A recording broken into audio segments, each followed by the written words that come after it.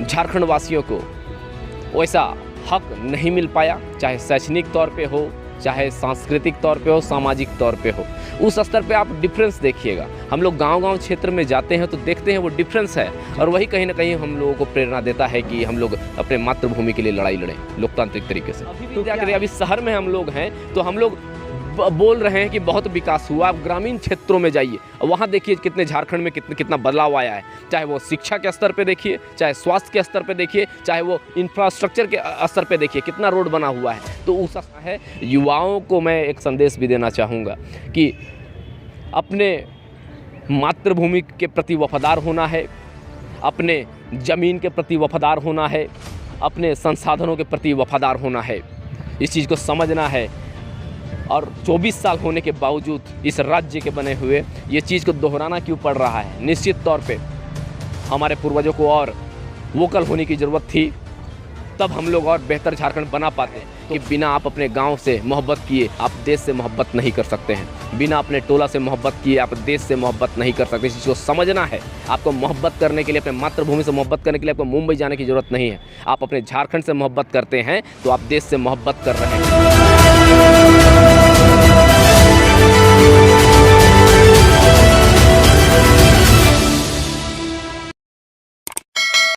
जोहार। इस वक्त हम लोग राजधानी रांची के जिला मैदान में हैं और जिला मैदान में राष्ट्रीय पुस्तक मेला आयोजित किया गया था, तो उसमें हमारी मुलाकात राहुल राज से हुई है। ख़ास तौर पे हम पूरा वार्ता करेंगे। आइए, फ़िलहाल राहुल राज का आपको परिचय करवा दें। कई गांव में जा कर के नशा मुक्ति और कहीं ना कहीं यहाँ के भ्रष्टाचार पर हमेशा आवाज़ को बुलंद करते हैं। भ्रष्टाचार को कम करने के लिए भ्रष्टाचार के खिलाफ खड़े रहते हैं। विश्व सेवा परिषद और जन जागृति मोर्चा चलाते हैं। जोहार रहेगा। जोहार जोहार, आप सभी को जोहार। आखिर क्या कहेंगे, झारखंड में तो बहुत कम युवा अभी संघर्ष का दामन थामते हैं, यहाँ के करप्शन के खिलाफ आवाज़ उठाते हैं। कैसे आपने मन बना लिया कि आप इस तरीके से एक युवाओं को जागरूक करेंगे, इस करप्शन के खिलाफ आवाज़ उठाएंगे?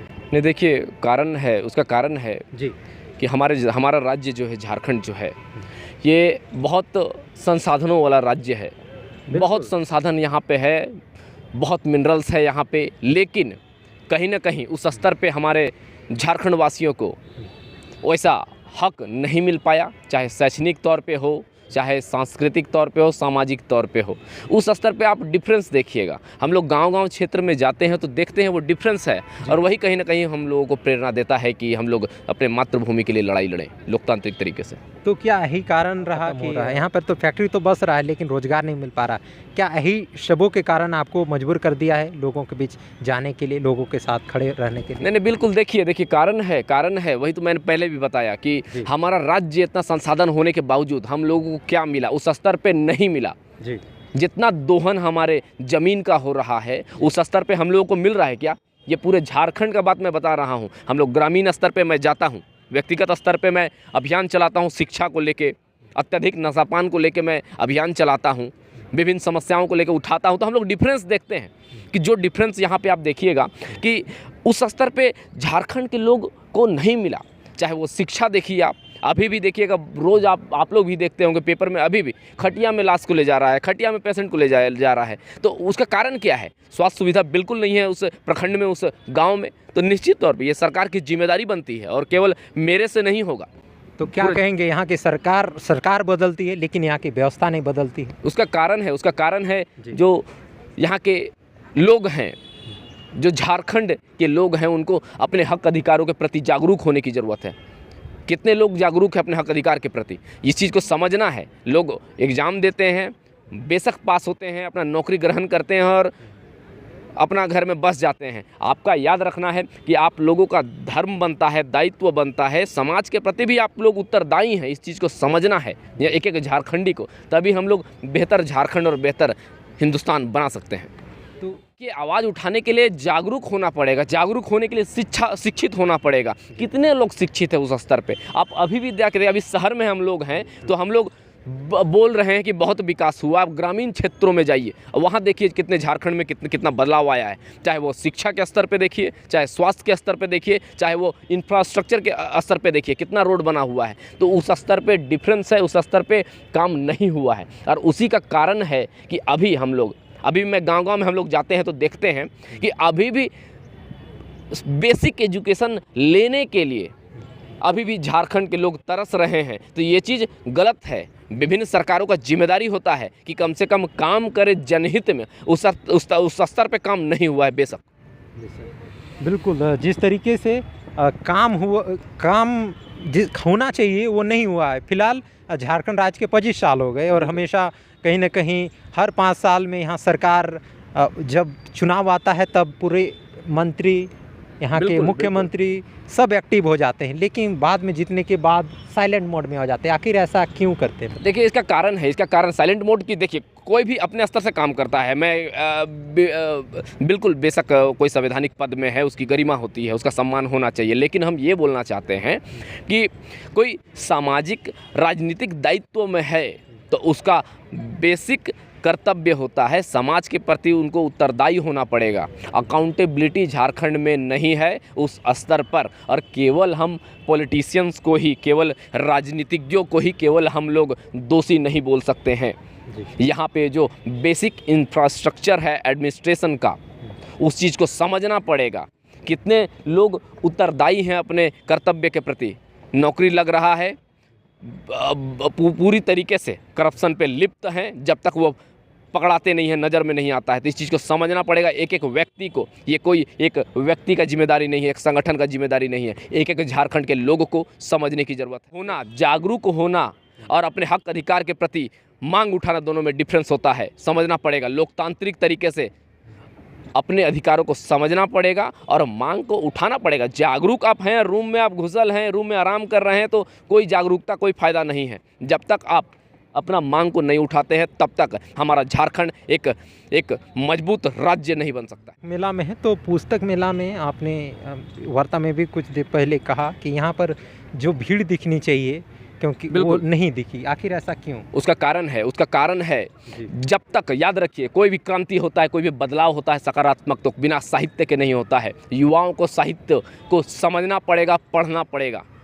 बोला जाता है कि आप बिना पास्ट के अपने भविष्य को नहीं बना सकते बिना पढ़े। तो इस चीज़ को समझना पड़ेगा। और ये भी देखिए, इसमें केवल युवाओं का ही दोष नहीं है। यहाँ जो इसका प्रबंधन कर रहे हैं उनको और कुछ अट्रैक्शन का रखना चाहिए था, और लोगों को, जैसे मिसाल के तौर पे विभिन्न लाइब्रेरीज़ को, विभिन्न कॉलेजेस को, विभिन्न स्कूलों के बच्चों को एज ए इन्वाइट करना चाहिए था, यहाँ पर बुलाना चाहिए था। उससे देखिए होता क्या है कि देखिए, जब तक आप प्रमोट नहीं करिएगा इस पुस्तक मेल, ये जो पुस्तक मेला है, राष्ट्रीय पुस्तक मेला है, इन सब इवेंट्स को आप प्रमोट नहीं करिएगा, तब तक लोग, देखिए, लोगों का ही गलती नहीं है। सरकार को भी और सपोर्ट करने की ज़रूरत है, सिस्टम को भी, प्रबंधन समिति को भी, और कैसे इसको बढ़ाया जाए, लोगों तक रिच कैसे बढ़े, इस चीज़ को समझना है।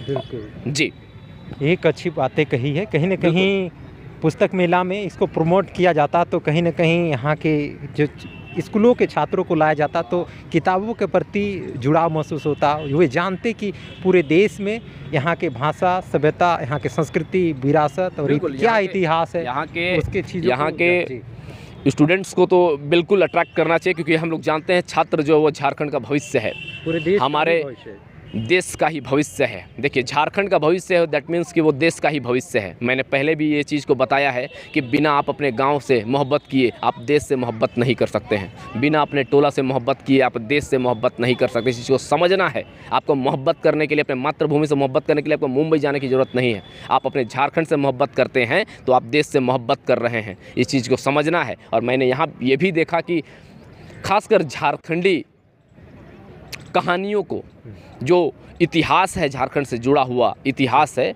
इन सब चीज़ों को भी और ज़्यादा दर्शाने की ज़रूरत है। जब तक हम अपने इतिहास से गर्व नहीं करेंगे, इतिहास को लेकर, तब तक हम बेहतर भविष्य की कामना नहीं कर सकते हैं। तो यहाँ पे ये सब भी डिफरेंस मैंने देखा कि खासकर प्रकाशन लेखकों को भी ये समझना है कि खासकर संस्कृति को लेकर के और हमारे मातृभूमि को लेकर के कैसे लोगों तक जुड़ाव पैदा करें, उन सब चीज़ों पे भी काम करने की ज़रूरत है। और एक अंतिम सवाल रहेगा आप, क्योंकि कई मुद्दे पर यहाँ के कहीं न कहीं दुख दर्द को देख करके आपने इसमें कदम उठाया है और संगठन भी चलाते हैं। क्या कहेंगे, आखिर प्लान करने वाले उन युवाओं को क्या संदेश देना चाहेंगे? वे प्लान करने से क्या झारखंड की समस्याओं का समाधान होगा? क्या उनके भविष्य, उनके आने वाले परिवार का, पीढ़ी का समाधान होगा? जो तैयारी कर रहे हैं उनके लिए नहीं, जो प्लान करते हैं, क्या प्लान करना ही नहीं, देखिए कारण है, देखिए जब तक एग्जीक्यूशन नहीं होगा किसी भी चीज़ों का, जब तक आप अपने विचार को धरातल में नहीं उतारेंगे, तब तक आप बदलाव अपने भविष्य के साथ, अपने परिस्थिति के साथ नहीं ला सकते हैं। केवल प्लान करने से ही नहीं होगा। आप चाहे किसी भी चीज़ का प्लान करते हैं, चाहे वो अपने भविष्य को लेकर के करते हैं, नौकरी को लेकर के करते हैं, या कि विभिन्न किसी भी क्षेत्र में करते हैं, जब तक उसे धरातल में नहीं उतारेंगे, जब तक एग्जीक्यूशन नहीं करेंगे, तब तक प्लानिंग एक कागज़ की चीज़ है, वो केवल वैचारिक चीज़ है। इस चीज़ को समझना है। युवाओं को मैं एक संदेश भी देना चाहूँगा कि अपने मातृभूमि के प्रति वफादार होना है, अपने ज़मीन के प्रति वफादार होना है, अपने संसाधनों के प्रति वफादार होना है। इस चीज़ को समझना है। और 24 साल होने के बावजूद इस राज्य के बने हुए ये चीज़ को दोहराना क्यों पड़ रहा है? निश्चित तौर पे हमारे पूर्वजों को और वोकल होने की ज़रूरत थी, तब हम लोग और बेहतर झारखंड बना पाते। तो कम से कम जो हुआ सो हुआ, लेकिन हम लोग मिलकर, सभी झारखंडवासी, देशवासी, राष्ट्रवासी मिलकर एक बेहतर झारखंड कैसे बनाएंगे, बेहतर भारत कैसे बनाएंगे, इन सब चीज़ों को समझना है, सभी को लेकर चलना है। और हम लोग निश्चित तौर पे हम लोग कामना करते हैं कि हम लोग बेहतर झारखंड, बेहतर राज्य विश्व पटल पर बनाएंगे। छोटा सा वार्ता में ही आप समझ चुके होंगे क्या कुछ है यहाँ के, कितने सुधार करने की आवश्यकता है। फिलहाल हमारी वार्ता राहुल राव से हो रही थी। और भी फ़िलहाल आप, क्योंकि आप गांव में जाते हैं, लोगों से जुड़ते हैं, तो कई चीज़ें आप देखते हैं। उन्हीं चीज़ों पर हम आपको उन विषयों को टच करने की कोशिश किया, क्योंकि मैंने जागरूकता ही क्रांति है। फ़िलहाल राज ने बताया किस तरीके से यहाँ पर पुस्तक मेले में जो भीड़ अगर दिखती, तो कहीं ना कहीं वो भीड़ कहीं जो सपने थे उन सपनों को पूरा कर पाता है। कि खासकर आप जैसे पत्रकारों को भी मैं प्रोत्साहित करता हूं। कारण है कि जब चौथा स्तंभ जो है लोकतंत्र का, डेमोक्रेसी का, वो जब तक मजबूत नहीं बनेगा, तब तक हम लोग कुछ बेहतर राज्य का, बेहतर राष्ट्र का कामना नहीं कर। तौर पे आपके सरकार जो है, जो ज़मीनी स्तर पे विदाउट एनी हेजिटेशन, तो इस चीज़ को समझना है। और आप सबों को बहुत बहुत शुभकामना मैं देना चाहूँगा कि अपने पत्रकारिता को याद रखिए, बिना किसी बायसनेस के साथ दिखाइए, जो हकीकत है उसको दिखाइए। निश्चित तौर पे आप लोग आगे बढ़ेंगे। और इन्हीं के साथ मैं 26 जनवरी की भी पूरे राज्यवासियों को, राष्ट्रवासियों को शुभकामना देता हूं। अपने मातृभूमि से प्यार करिए, अपने राष्ट्र से प्यार करिए, इससे बड़ा मोहब्बत नहीं होता है। चलिए, थैंक यू। जुड़ने के लिए थैंक यू, धन्यवाद।